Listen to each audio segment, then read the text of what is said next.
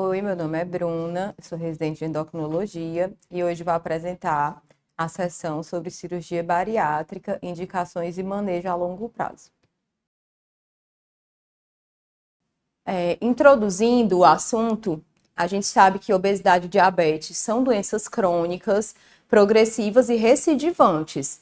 O tratamento clínico, ele muito dificilmente vai gerar controle a longo prazo de forma sustentada. E a cirurgia bariátrica ainda é a intervenção mais eficaz para perda de peso sustentada, para remissão de diabetes e para redução de eventos cardiovasculares. E é muito interessante a gente lembrar esse termo da cirurgia metabólica, que é o fato da cirurgia bariátrica, ela já exerce efeitos metabólicos desde a realização da cirurgia, nem só pela perda de peso. Então, a melhora glicêmica, ela ocorre por mecanismos hormonais relacionados à alteração anatômica mesmo. E esse aqui é um dos slides, talvez os próximos slides sejam os mais importantes da aula, que são as atualizações nas indicações. Antigamente, a gente tinha aquela indicação de fazer bariátrica para todos com IMC maior que 40 e maior que 35, a depender de comorbidades. Hoje, as guidelines, as diretrizes internacionais, elas defendem que a partir de 35 você faria para qualquer pessoa, qualquer paciente com IMC maior que 35, entre 30 e 35 se tivesse doença metabólica, então teria caído bastante, né? E eles até trazem que na população asiática você poderia considerar um IMC de 27,5, porque é uma população que tende a ter um risco cardiovascular maior. E claro que em todos os casos a gente teria que ter uma tentativa prévia de tratamento não cirúrgico, de tratamento clínico, medicamentoso, e incluir também, antes de indicar, uma avaliação multidisciplinar, que a gente vê acontecendo aqui na linha de cuidados, né? Pacientes que são acompanhados pelo cirurgião, pelo clínico, enfim. Só que essas são as diretrizes internacionais. O que o CFM traz, né? Que é aqui do Brasil, Conselho Federal.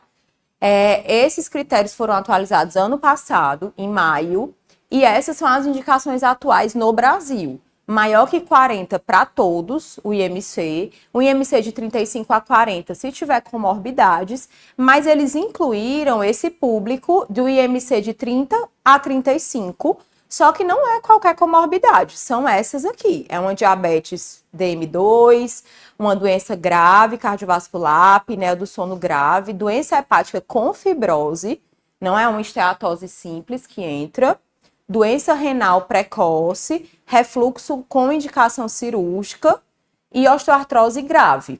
E eles tiraram das indicações a questão do tempo mínimo, do tempo máximo de diabetes que antes tinha, que teoricamente eles usavam que tinha que ser menos de 10 anos de diabetes, e também tiraram o limite de idade de 70 anos, que antes a gente tinha. Resumindo, se você tem um paciente hoje, que é muito comum da gente atender, paciente com IMC de 30, 31, se ele tiver DM2, ele já poderia entrar nessa nova indicação para a cirurgia bariátrica. Então, eles deixaram bem mais amplo os critérios de indicação de bariátrica. E eles, inclusive, reconheceram que vem sendo bem polêmico essa cirurgia a partir dos 14 anos de idade. Antes era um valor de 16 anos, mínimo, para realizar a bariátrica, mas agora eles entendem já a partir dos 14 anos, nos casos de obesidade grave, né, com IMC maior que 40. Mas claro que são pacientes que você tem que sempre pesar o risco-benefício e tem que ser uma coisa muito bem definida com a família e a equipe inteira. E os de 16 a 18 anos entram nos mesmos critérios dos adultos. E aqui trazendo as contraindicações, que vai muito do que não é na indicação, né? Mas assim, não ter tratado previamente de forma de ter uma adesão clínica, você não é correto, ético, você indicar cirurgia bariátrica para um paciente que não tem adesão ao tratamento clínico, porque é um paciente que vai ter que fazer um acompanhamento o resto da vida. Doença psiquiátrica ativa não é indicação, é uma contraindicação, inclusive é uma das mais comuns. Gestação atual ou planejada para os próximos meses, alcoolismo e uso de substâncias ilícitas, né? Um paciente que com a doença desabsortiva da bariátrica tem altos riscos de fazer deficiências vitamínicas, pacientes que têm capacidade para autocuidado, síndrome de Cushing ou outras condições que geram obesidade de forma secundária, doenças com grave mortalidade a curto prazo, né? Pacientes com doença cardiovascular grave, comorbidades que tornem o risco cirúrgico inaceitável e uma idade superior a 70 anos, que, como eu falei antes, era uma contraindicação absoluta, agora não é mais, mas claro que deve ser avaliado o risco-benefício. E as técnicas? Eu não vou me ater, porque, enfim, é uma aula para endocrinologistas e clínicos, mas as técnicas mais populares é o sleeve gástrico e o bypass em Y de Roux, que eu vou falar de uma por uma. Lembrando que o sleeve, que é a gastrectomia parcial, é a técnica mais popular, tanto por ser mais fácil de realizar, tem um pós-operatório mais tranquilo e tem menos taxa de complicação. A perda de peso esperada é de 25% para sleeve e de 30% mais ou menos ou mais para bypass gástrico em Y de Roux. Né? Aqui tem a exemplificação das técnicas e aqui eu vou falar um pouquinho de cada uma. O sleeve gástrico, ele consiste justamente em você clampear 80% mais ou menos do estômago, do fundo do estômago e deixar esse canal, né? Que você preserva piloro, mas você deixa só um canal aqui para passagem. Você diminui muito o tamanho do estômago. E aí você tem, com essa ressecção, uma redução da grelina. A grelina é o hormônio da fome, né? Que é produzido no fundo gástrico. Então, você tem essa alteração hormonal também. E hoje já se sabe que a gastrectomia parcial, ela também altera GLP-1 e PYY, que é menos intenso que no bypass, mas também gera um aumento secundário. E o resultado, né, é uma boa perda de peso inicial e uma remissão do DM2 em parte dos pacientes, principalmente se for um DM2 de início mais precoce. Mas ela é uma cirurgia que tem um efeito incretínico sustentado menor que a Y de Roux, porque a gente precisa entender que esse efeito incretínico está muito relacionado à anatomia gastrointestinal. Então, a Y de Roux, ela tira a alça, né, de duodeno e delgado de jejum proximal. Então, ela tem um efeito incretínico muito maior do que a sleeve. Então, é uma cirurgia que os pacientes também têm maior taxa de reganho. E também pode piorar a DRGE e progredir para esôfago de Barré, porque a gente vai ter alteração nessa anatomia aqui, próxima ao ângulo de Rhys. Então, geralmente, o perfil de pacientes que a gente indica para gastrectomia vertical é o paciente obeso que não tem um DRGE importante e que tem um quadro de comorbidades menos complexas, que a perda de peso em si já vai ser muito benéfica. O Y de Roux é essa técnica da gente reduzir quase totalmente o estômago, né? A gente só deixa esse iniciozinho, esse pequeno reservatório gástrico e transpassa com a alça de jejum, fazendo esse Y, né? Que é o famoso Y de Roux. Aqui eles fazem essa anastomose, então aqui sai a via biliar e a alimentação cai quase toda aqui de uma vez, digamos assim, no jejum. Então, isso que dá esse efeito incretínico muito maior da técnica Y de Roux.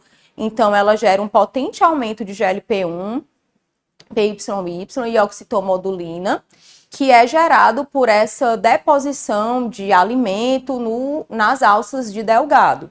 Isso vai gerar esse aumento de GLP-1. E, naturalmente, também tem a redução de grelina, porque também cortou o fundo gástrico, né?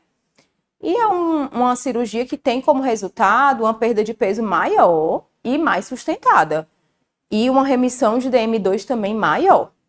Porém, tem como complicações, né? As deficiências vitamínicas, porque como ele exclui alças de intestino, as alças proximais, ele vai ter uma doença desabsortiva muito maior. E vai ter também, provavelmente, possivelmente, né, a síndrome de Dumping como complicação. Então, para você indicar, essa é uma cirurgia que é o paciente que tem um DM2 mais longo, mais grave, que você precisa mesmo de uma perda de peso maior. E que tenha DRGE, porque aí você vai, de certa forma, controlar aqui no esfíncter. Esse estudo é um estudo recente do ano passado, é uma revisão sistemática na qual ele comparou as duas técnicas principais, porque a gente tem outras técnicas, mas que não são tão feitas, né? O objetivo dele foi fazer essa revisão de muitos anos, comparando os resultados das técnicas. E os resultados desse estudo foi que no bypass em Y de Roux, a gente teve uma perda de peso maior e mais sustentada, maior remissão do DM2, e as revisões eram mais associadas a úlceras e estenoses de anastomose.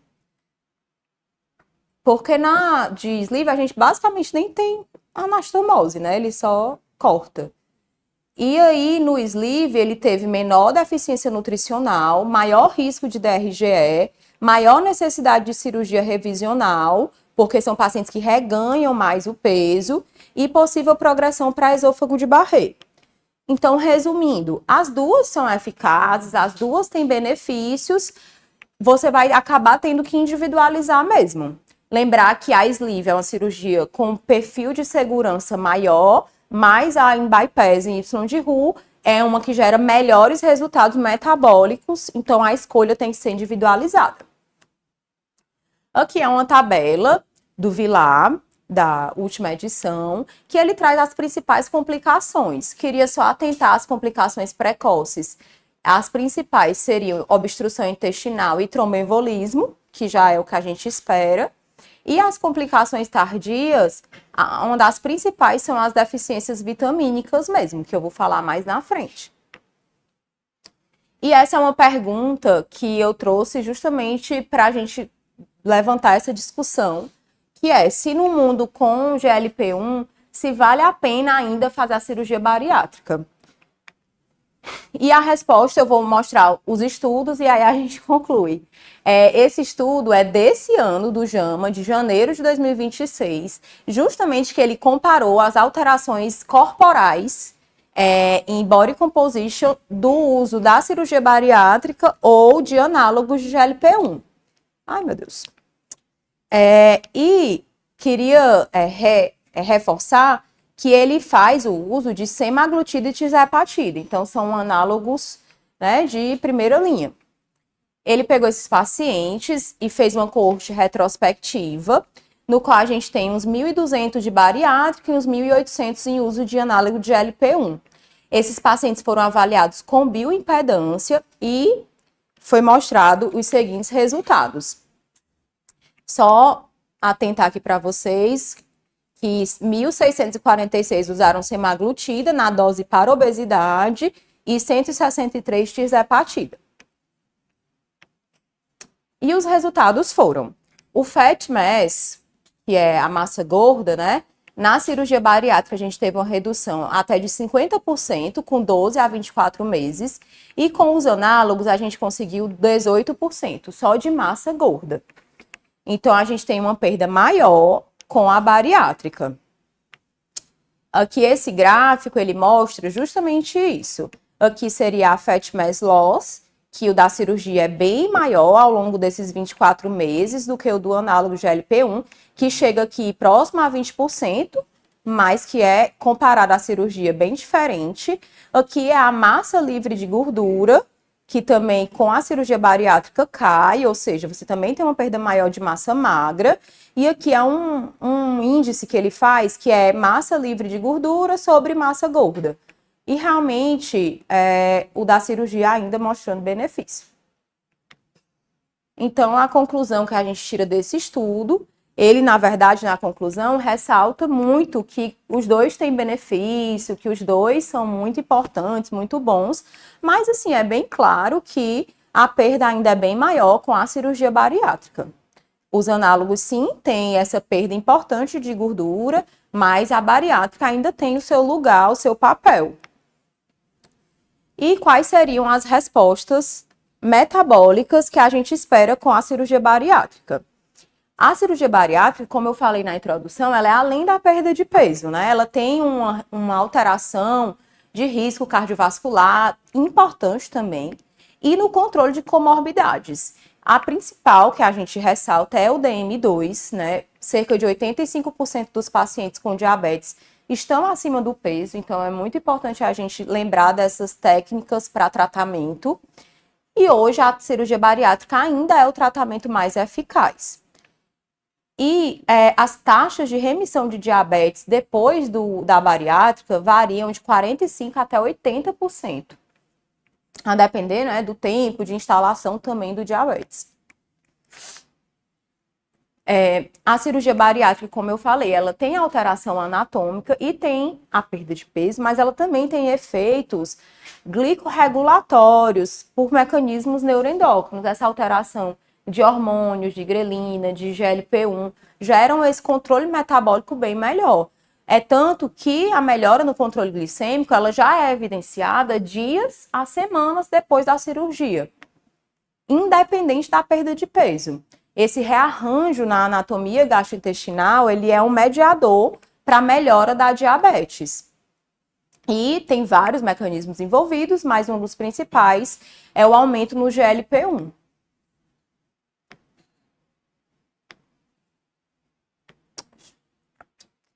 Esse estudo é de 2024 do JAMA, que é justamente mostrando, avaliando o controle glicêmico, os resultados a longo prazo da cirurgia bariátrica, comparado a apenas tratamento medicamentoso no DM2.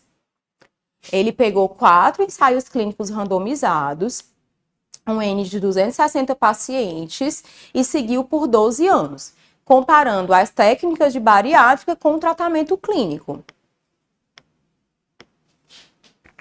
E o resultado foi que em 12 anos, a cirurgia bariátrica teve um total de remissão de 12% do diabetes e o tratamento clínico 0% em 12 anos, e que a mortalidade, eventos cardiovasculares não teve diferença, que a cirurgia foi mais associada à questão de desabsorção, anemia, fraturas, mas que o controle glicêmico foi bem melhor com a cirurgia. Você teve uma queda de 1,6% em glicada e apenas 0,2% com o tratamento clínico.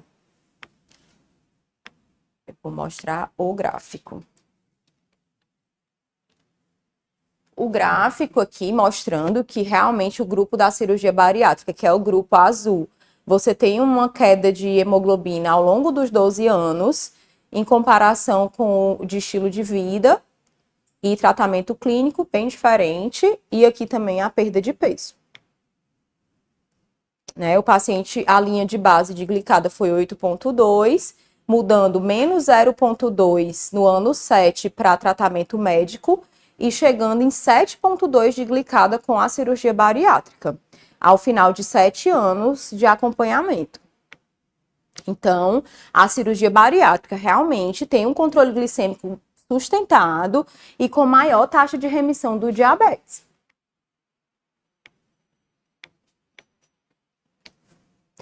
Esse estudo que eu também trouxe, ele já é um pouco mais antigo, mas ele é um estudo bem clássico quando se fala de bariátrica e diabetes, que é o SOS, que é um estudo sueco, que ele fez um segmento de 15 anos dos pacientes com tratamento com bariátrica e com tratamento clínico para avaliar diabetes e complicações. E realmente a taxa de remissão foi muito alta na bariátrica, 72%, né, com 2 anos, e 38% ao longo de 10 anos. Então, vocês veem que muitos desses pacientes que entram em remissão, depois ela acaba voltando, mas que mesmo assim, ainda é bem significativo no grupo da bariátrica. E aqui é o gráfico de complicações. Vocês podem ver que o grupo controle teve bem mais complicações microvasculares e macrovasculares que o grupo da cirurgia. O que mostra realmente o efeito também benéfico da cirurgia bariátrica. não só na diabetes, mas inclusive temos evidências de melhora na hipertensão.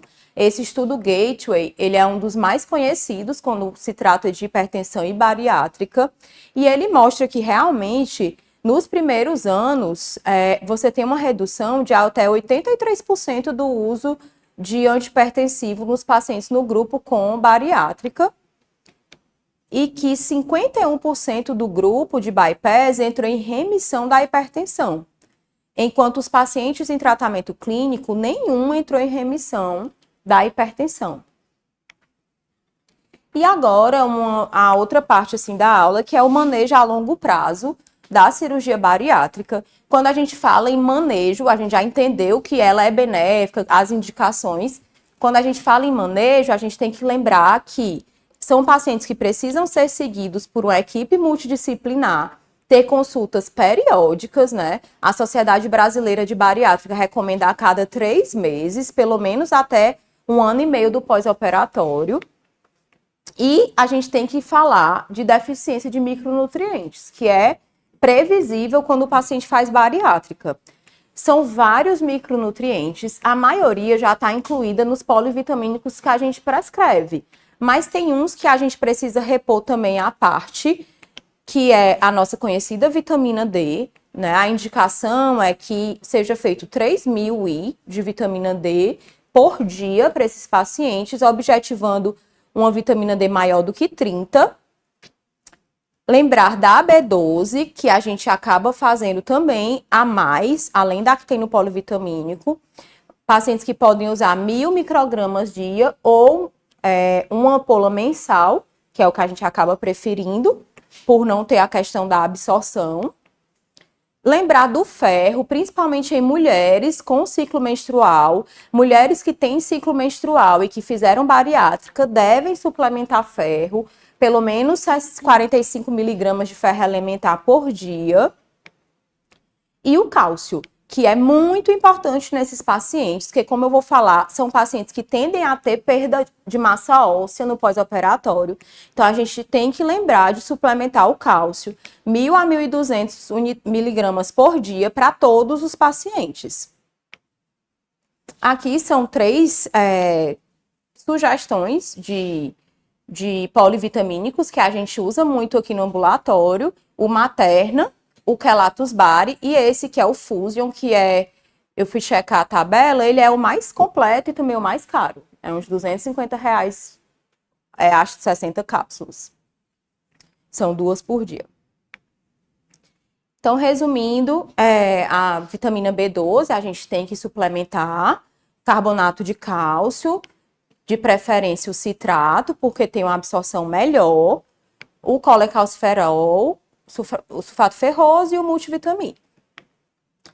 E quanto às complicações clínicas, não tem como a gente não falar de síndrome de Dumping. Síndrome de Dumping é uma condição comum, porém subdiagnosticada. Essas alterações na anatomia gástrica e intestinal da bariátrica, elas fazem com que esses alimentos cheguem de forma muito rápida ao intestino delgado. E isso que vai fazer toda a fisiopatologia do dumping. Lembrando que o dumping, ele existe a forma precoce e tardia, como eu vou explicar. Aqui a gente tem essa ilustração que mostra o dumping precoce, né? Que é o alimento, ele chega na alça interal, o alimento hiperosmolar.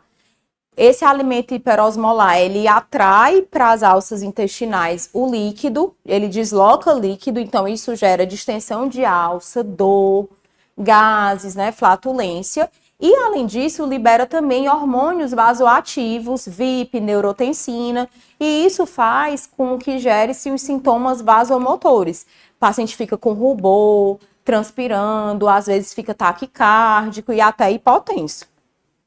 Então, o que acontece no dumping precoce é literalmente pelo conteúdo hiperosmolar chegando de uma vez no intestino delgado, que gera essa saída do fluido do intravascular para a luz intestinal, gerando a distensão abdominal e também a redução de volume circulante, liberação desses hormônios que faz toda a sintomatologia.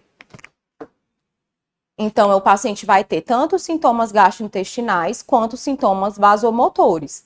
E geralmente, como o próprio nome já diz, ela é precoce. Então, ela acontece na primeira hora depois de se alimentar. A síndrome de dumping tardia, ela geralmente não aparece logo após a bariátrica, ela demora até 1 ano para aparecer, que é quando o paciente já tem uma sensibilidade à insulina menor. O que acontece? Ele se alimenta, tem essa rápida entrega de carboidratos ao intestino, então ele gera um pico de insulina alto, então ele tem uma resposta hiperinsulinêmica. Essa hiperinsulinemia gera uma hipoglicemia posterior. Então, é uma hipoglicemia hiperinsulinêmica, como a gente fala, ou reativa. É aquele paciente que não tem hipoglicemia do nada, em jejum, mas depois que ele se alimenta, principalmente se for de carboidrato simples, ali 1 hora depois ele faz uma hipoglicemia, que é justamente por essa resposta aumentada à insulina. Então, aqui a gente vê essa rápida entrega de nutrientes, vem aqui para a aba da dumping precoce, e também a rápida absorção de glicose gera essa resposta hiperinsulinêmica e faz a síndrome de dumping tardia. Então, o diagnóstico é essencialmente clínico, é o paciente que vai trazer essas queixas para você e você vai suspeitar de síndrome de dumping, mas se você estiver na dúvida, você pode fazer o TOTG modificado. Eu fiz esse esquema para facilitar, mas assim, é como se fosse o TOTG que as grávidas fazem, você ingere a garapa de glicose, porém você faz medições de frequência cardíaca e de hemograma de hematócrito a cada 30 minutos por 180 minutos. E aí, para diagnosticar um dumping precoce, você vai olhar se o hematócrito subiu 3% ou a frequência cardíaca aumentou em 10% depois de 30 minutos. Que é justamente aqueles sintomas que a gente falou do dumping, né? Desloca o fluido, então reduz o volume circulante e gera os sintomas vasomotores, né? Da palpitação.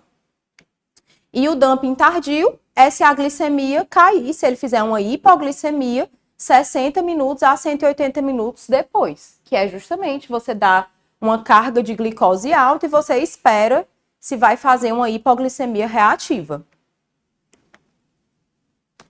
O tratamento do dumping, o essencial é a modificação dietética. São pacientes que você tem que orientar várias questões quanto a carboidratos de rápida absorção, preferir alimentos com fibras, alimentos com proteínas, mastigar bem os alimentos, reduzir a quantidade de alimento em cada refeição, pode ajudar.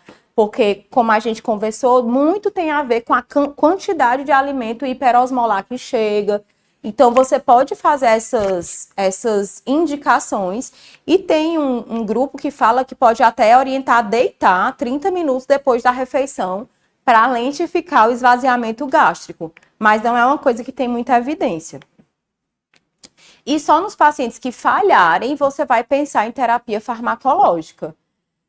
Dentre a terapia farmacológica, uma das mais conhecidas é a acarbose. A acarbose, ela é um inibidor da alfa-glicosidase, então ela reduz a absorção, a liberação de glicose no estômago e intestino. Então, isso faz com que ela gere menor aquele pico de hiperinsulinemia e reduz o dumping tardio. A posologia dela geralmente é 50 a 100 miligramas 3 vezes ao dia. E ela tem muito efeito adverso quanto à flatulência. Os pacientes realmente reclamam muito. Mas ela tem evidência de ajudar no dumping tardio. Como a gente pode ver aqui, isso é o paciente sem acarbose, né? A liberação bem mais rápida de carboidrato. Com a acarbose, vocês veem que é bem mais, como se fosse gradual, né? Bem mais lenta. E isso gera um pico de insulina menor e reduz o dumping tardio. O diazóxido é uma medicação que a gente usa no tratamento de hipoglicemias, inclusive de insulinoma e tudo. É uma medicação que ajuda a reduzir a liberação de insulina no pâncreas. Então, a gente imagina que ela reduz a hipoglicemia do dumping tardio, porém, não é uma recomendação endossada para síndrome de dumping. A gente faz às vezes, mas é off-label de certa forma. E os análogos de somatostatina, o mais utilizado, o octreotide, são medicações que têm benefício no dumping, ela tanto atua no esvaziamento gástrico quanto na liberação de insulina. Só que, se a gente fizer os de longa duração, não vai ter um benefício tão grande. Então, o ideal seria usar os de curta duração 3 vezes ao dia, ou seja, uma posologia ruim, né? Então, acaba que nem sempre é usado também. E agora, né, a novidade é usar o análogo de LP1 para ajudar no dumping também. Porque a gente sabe que o análogo de LP1, ele lentifica o esvaziamento gástrico, o trânsito gastrointestinal, o peristaltismo, e também ele gera, meio que modula a liberação de insulina, né? Então, provavelmente existe benefício sim em usar o análogo para dumping, até nas doses iniciais mesmo, de 0,6 a 1,2. E última opção seria mesmo o paciente que está com muita alteração de qualidade de vida, pensar em reverter a cirurgia ou buscar outras técnicas, uma pancreatectomia subtotal, enfim, coisas mais agressivas. E lembrar de diagnóstico diferencial com insulinoma, né, que já é outro fluxograma diagnóstico. Queria trazer também, além do dumping, as alterações ósseas da bariátrica, que muitas vezes eu vejo negligenciarmos, que é saber que vai haver redução de massa óssea no pós-operatório de bariátrica, tanto pela questão absortiva, quanto pela carga mecânica, que você vai ter perda de peso, então reduz a carga no osso. E lembrar de sempre ver o PTH, porque o hiperparasecundário é um marcador de perda óssea, né? Então, você pode avaliar, e também o CTX pós-cirúrgico você pode ver. E lembrar que não tem muito como você prevenir essa perda, mas tem como você não piorar, né? Que é fazer a reposição de cálcio e vitamina D, praticar exercício físico resistido e, caso o paciente evolua para osteoporose, tratar de acordo. Quanto ao último tópico da aula, que é o reganho de peso pós-bariátrico. Eu acho que só esse tema já dava uma aula, porque é uma coisa bem discutida e é uma condição muito comum, né? 78% dos pacientes tiveram reganho de peso. Desses 78%, 60% evitou o acompanhamento nutricional e 80% não teve acompanhamento psicológico. Ou seja, a gente tem que sair na cabeça, principalmente o pessoal da clínica, que não adianta você submeter à cirurgia bariátrica se você não vai ter o segmento certo, porque eles reganham, né? Mas lembrando que não é todo ganho de peso que é reganho. Essas definições variam, mas até 20% do peso ainda considera-se um ganho esperado. Se ele ganhou 20% do peso que ele perdeu, ele considera um reganho esperado. E entre 20% e 50% já é uma recidiva, mas uma recidiva controlada.